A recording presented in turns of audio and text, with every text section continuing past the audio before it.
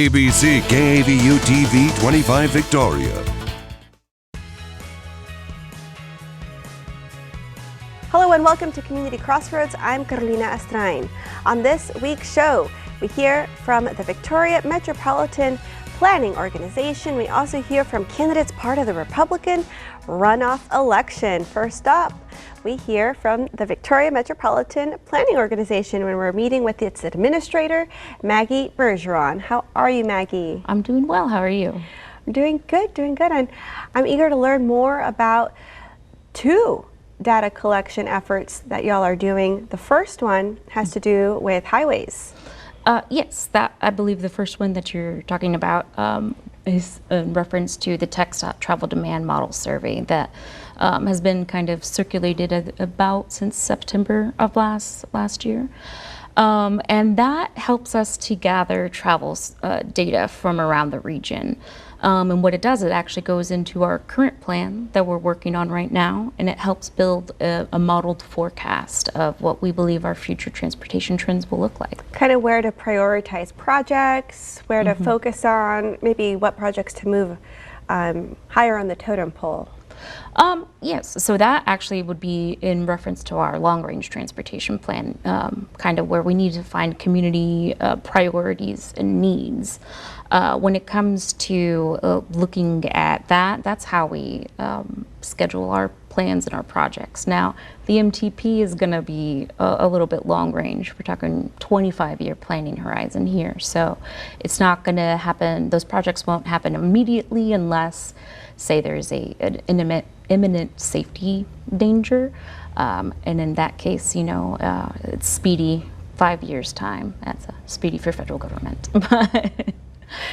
They do work at a somewhat accelerated rate. Yeah. Well, and that's the process. It's supposed to be slow and intentional because we're talking about our transportation system, how we get not only to work, but our homes, our grocery store, and socialization. So we want to make sure that they aren't split decisions that are made just because someone wants a road to X, Y, or Z, you know? I did partake in the American Travel Survey earlier this year, and it was really, I thought it was interesting how by keeping the app on, it literally tracks your travel. Are these surveys like that where it's app-based? So the MTP survey, it can be taken on an app, and actually, you know, it has a map on there that we want you to go in and comment on.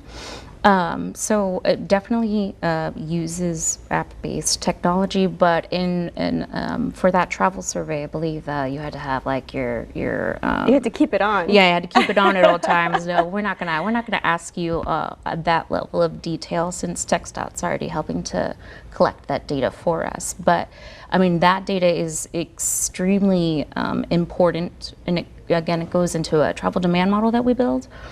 And again, that helps us know where growth is, where people are going, and really what the biggest tool it helps to us for is forecasting congestion.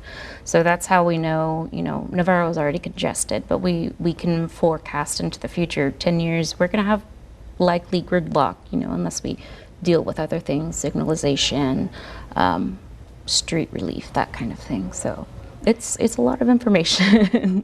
And that all goes into our future growth plans. It's vital information for people part of the Metropolitan Planning Organization. So it's important that people fill this out. Definitely. And I mean, I would say that even more importantly, these are your tax dollars at work, right? So TxDOT takes the cue from the MPO because we're on the ground. We're here regionally. Again, we're harvesting public input.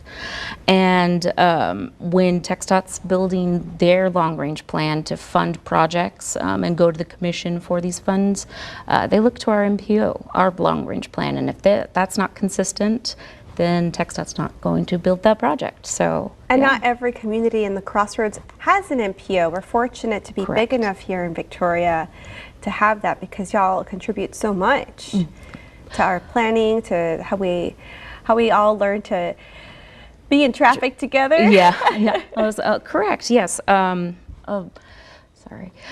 We are the only urbanized designated census place within the Crossroads region. And really what that means is there's a city with 50,000 or more people in it. But the MPO is countywide, so all of Victoria County can, we hope, participate. Definitely, and hopefully those surrounding counties benefit too, because we're all connected. Yeah, especially, you know, when we're talking about I-69, I think that would be a large benefit for our surrounding communities as well. Well, thank you so much, Maggie, for joining us and sharing this information and all the work you do. All right, thank you so much. All right, well, coming up, don't go anywhere. We hear from some candidates part of this Republican runoff. We'll be right back.